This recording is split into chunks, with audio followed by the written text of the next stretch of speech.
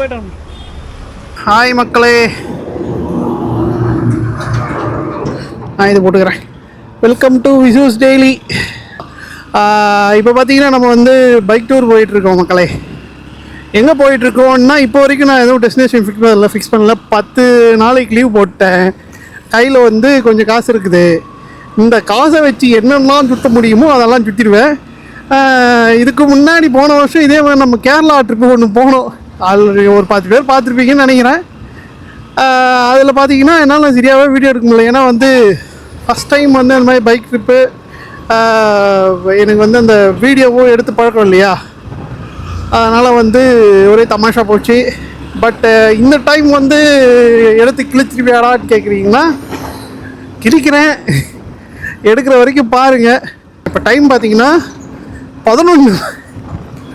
பொதுவாக இந்த bike ride பைக்கர்ஸ்லாம் என்ன பண்ணுவாங்கன்னா காலையில் 4:30 மணிக்கு, அதாவது சூரியன் வரதுக்கு முன்னாடி இவங்க போயிட்டு எவ்வளோ தூரம் அந்த டைம் யூட்டிலைஸ் பண்ண முடியுமோ பண்ணுவாங்க. பட் நம்ம பைக்கரும் கிடையாது, பணம் கிடையாது. ஸோ இதான் இருக்கிற டைம். இதை வச்சு என்ன பண்ண முடியுமோ பண்ணலாம் அப்படின்னு சொல்லிட்டு இப்போ 10 மணிக்கு தான் நான் வந்து ரெடியாகவே ஆரம்பித்தேன். ஸோ வந்து காஞ்சிபுரம் ஊரை விட்டு வந்தவாசி வழியாக அதை வந்தவாசி நோக்கி போயிட்டுருந்தேன்.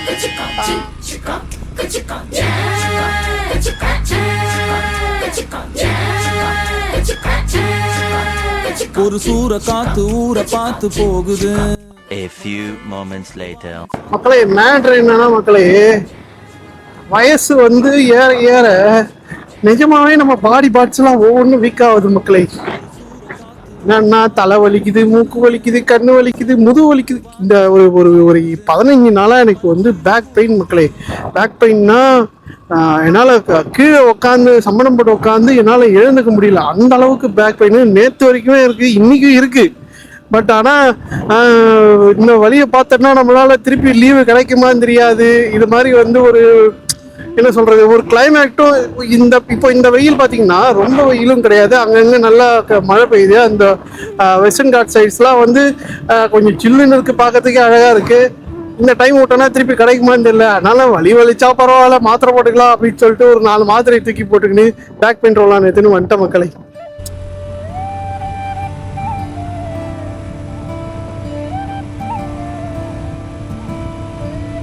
6.5 hours later. ஹாய் மக்களே. ஸோ இப்போ பார்த்தீங்கன்னா நம்ம டைம் வந்து 5:40 ஆகுது. 5:40க்கு இப்போ தான் மேலூர் வந்திருக்கோம். மேலூருக்கு இன்னும் வந்து 10 கிலோமீட்டர் இருக்குது. மதுரைக்குள்ளே போகாமல் வெளியே வழியாக அப்படி ராமேஸ்வரம் போகிற ரூட்டு. பட் நம்ம ராமேஸ்வரம் போல் ஸ்ரீவில்லிபுத்தூர் போகிறோம். ரொம்ப கடுப்பாயிடுச்சு மக்களே. இப்போ இந்த வண்டி இருக்கான்ல, எவ்வளோ வேலை வேஸ்ட்டாக தெரியுமா. நான் பாட்டு ஒரு மாதிரி ஒரு ஃப்ளோவில் வந்திருந்தேங்க. ஒரு 60-65 அவ்வளோதான். ஒரு மணி நேரத்துக்கு 65 கிலோமீட்டர் தாண்டினா போதும், அந்தளவுக்கு ஸ்பீடில் தான் வந்திருந்தேன். ஒரு இடத்துல வந்து ஒரு பிச்சுக் அப்படின்னு சவுண்டு கேட்டு அதுக்கப்புறம் குதிரை ஓட்டுற மாதிரி அப்படியே நின்று போச்சு. என்னடான்னு பார்த்தா பேக் வீல் பஞ்சரு. ஆணிலாம் இல்லை, அது ஏதோ சின்னதாக ஒரு ரிவெட்டு மாதிரி இருக்குது, அது பட்டே பஞ்சராக போச்சு. அதுக்கப்புறமா ஒரு கிலோமீட்ரு தள்ளியும் போயிடுவேன். அதுக்கப்புறம் ஒரு பஞ்சர் கடை வந்து இந்த லாரியெல்லாம் பஞ்சர் போடுற கடை, அது பஞ்சர் போட்டு அதுக்கப்புறமா வந்து சரி நம்ம விட்ட டைமை வந்து பிடிக்கணும் அப்படின்னு சொல்லிட்டு 80 கிலோமீட்டர் ஸ்பீடு 100, 105 அப்படி போயிட்டு இருந்தேன். அப்படியே வாடெங்கும் நீல வண்ணம் வெண்ண அப்படின்னு போயிட்டு இருந்தா நொன்ன உனக்கு சென்சாரில் வைக்கிற ஆப்பு அப்படின்னு சொல்லிட்டு நான் ஒரு காரை ஓவர்டேக் பண்ணி அந்த பக்கம் ரைட் ஏறி போகிறேன். கரெக்டாக சென்சார் ஏதோ ஏடாகுடம் பண்ணி வண்டி அப்படியே ஆஃப் ஆகி நான் அப்படியே ஓரமாக நான் கிளச்சு பிடிச்சி அந்த பக்கம் ஓரம் தள்ளி நிற்க வச்சிட்டேன். பின்னாடி ஃபுல்லாக வண்டி அப்படியே நிற்க வச்சுட்டு அதுக்கப்புறம் என்ன பண்ணுறதுன்னு தெரியல. சாவி போட்டால் ஆனவ மாட்டேங்குது. அதுலேயே என்னமோ லைட் மட்டும் முழுக்குன்னு வந்துட்டு ஆஃப் ஆகி போச்சு. திருப்பியும் வந்து ஒரு வண்டியெல்லாம் நிறுத்தி நான் ஓரம் லெஃப்ட் எடுத்து அதுக்கப்புறமா கொஞ்சம் தூரம் தள்ளி இந்த பேட்ரிலாம் வைப்பாங்களே எலக்ட்ரிக்கல் அது வந்தது. அங்கே நின்று அதுக்கப்புறமா அவங்ககிட்ட உள்ளே போய் பார்த்ததுக்கு சென்சாரில் தண்ணி பட்டுச்சு. ஏன்னா வெயில் காலத்தில் நான் ஃபுல்லாக மழையிலே நினையல. உள்ளே வந்து தண்ணி போயிட்டுருக்கு, அது எப்படியோ போயிடுச்சு, பழசாக தான் இருக்குது, மாற்றிடுங்க அப்படின்னு சொல்லிட்டு அதுக்கு ஒரு 1200 அந்த சென்சார். அதுக்கு வந்து அப்புறமா யமஹா தான் போடணும் அப்படின்னு சொல்லிட்டு அது போட்டு மாற்றிட்டு ரொம்ப நொந்து போயிட்டேன். ஏன்டா தேவையில்லாமல் திருப்பி வீட்டுக்கு போயிடலாமா, 10 நாள் லீவை படுத்தே தூங்கிடலாம் அப்படின்னு சொல்லிட்டு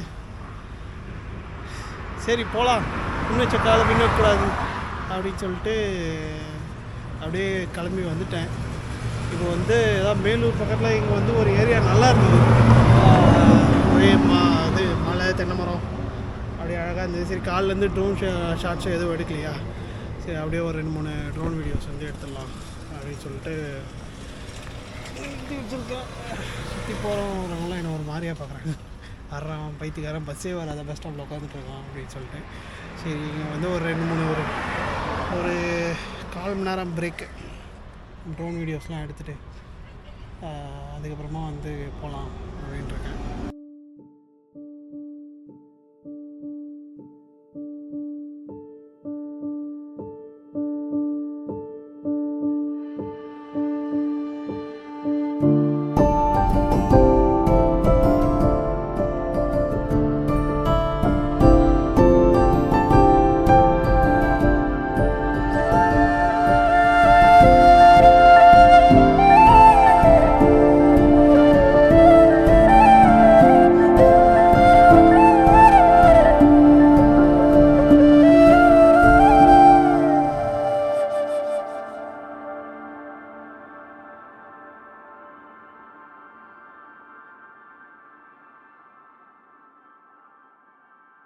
One eternity later. மக்களை இப்போ பார்த்தீங்கன்னா நம்ம ஸ்ரீவில்லிபுத்தூர் வந்துட்டேன். இங்கே வந்து ஏசி ரூம்லாம் கிடைக்கல, புக் பண்ணியிருந்தோம் முன்னாடி.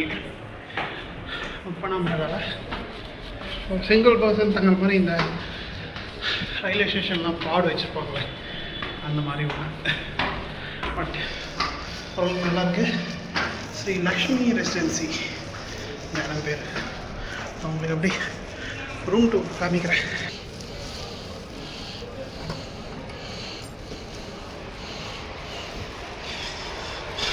இதான் மக்களே ரூம். ஆரம்பித்தோடனே முடிஞ்சிச்சு பார்த்தீங்களா. பட் ஒரு ஆள் தங்கலாம். ஃபேனு அது வந்து அது பேர் என்னமோ டிவி வந்து ஒர்க் ஆகுது. பாத்ரூம் வந்து காமன் பாத்ரூம், நம்மளோட சாதனங்கள்லாம் இங்கே வச்சுக்கலாம். Bag, soap, shampoo. So date பாருங்கள், திஸ் இஸ் மக்களே ஸ்ரீவில்லிபுத்தூர் வந்தாச்சு ஒரு வழியாக. இன்றைக்கி ஆக்சுவலாக என்னென்னா அந்த 2 தடவை நான் வந்து வண்டி தள்ளினது மட்டும் இல்லாமல் இருந்ததுன்னா பெருசாக ஒன்றும் டயர்டாக இருக்காது. ரொம்ப நாள் கழிச்சு ஓடினதால் கொஞ்சம் கை, கழுத்து, முதுகு, உடம்பு எல்லாமே வலிக்குது. ஸோ கோப்ரோ வந்து கரெக்டாக 10 நிமிஷம் தான் வீடியோவே எடுத்திருக்கேன். ஸோ பெருசாக எந்த எடிட்டும் இருக்காது, நான் கொஞ்சம் தான் எடுத்தது. ரொம்ப டயர்டாகிடுச்சு. தூங்கிட்டு காலையில் போய் கோயிலில் வீடியோ எடுக்க முடியுமான்னு தெரியல. சார்ஜ் போட்டு வைக்கிறேன், எடுக்க முடிஞ்சுன்னா எடுக்கிறேன், போடுறேன். பட் எப்படி இருந்தாலும் கோயில் கோபுரத்தை வந்து வீடியோ எடுக்கணும், எடுத்துடுவேன். அது நான் உங்களுக்கு காமிப்பேன். ஸோ 500 ரூபா மக்களே இந்த இடம். ஒரு 24 ஹவர்ஸ்க்கு நீங்கள் நாளைக்கு நைட்டு நான் வெக்கேட் பண்ணால் போதும். ஸோ பரவாயில்ல, 500 ரூபாய்க்கு ஸ்பேஸு, காமன் பாத்ரூம், வெஸ்டர்ன், குளிக்கிறதுக்கு ஒரு இடம். ஓகே, அவ்வளோதான், பெஸ்ட்டு இது. ஸோ திஸ் இஸ் மக்களே, திஸ் இஸ் இட் மக்களே, வாயிலே வர மாட்டேங்குது. ஸோ கீப் வாட்சிங். இந்த வீடியோ பிடிச்சிருந்தா லைக் பண்ணுங்கள். அடுத்தடுத்த வீடியோலாம் கண்டிப்பாக தரமானதாக போடுவேன். சப்ஸ்கிரைப் பண்ணி வச்சுங்க. இன்ஸ்டாகிராமில் வந்து நான் ஃபாலோ பண்ணிங்கன்னா அதுலேயும் வந்து ட்ரோன் வீடியோஸ்லாம் கொஞ்சம் எடிட் பண்ணி நல்லா தான் போட்டுருக்கேன், அதுவும் பாருங்கள். Okay bye. அப்படியே கண்டினியூஸாக பாருங்கள், ட்ரோன் வீடியோஸ்லாம் வரும்.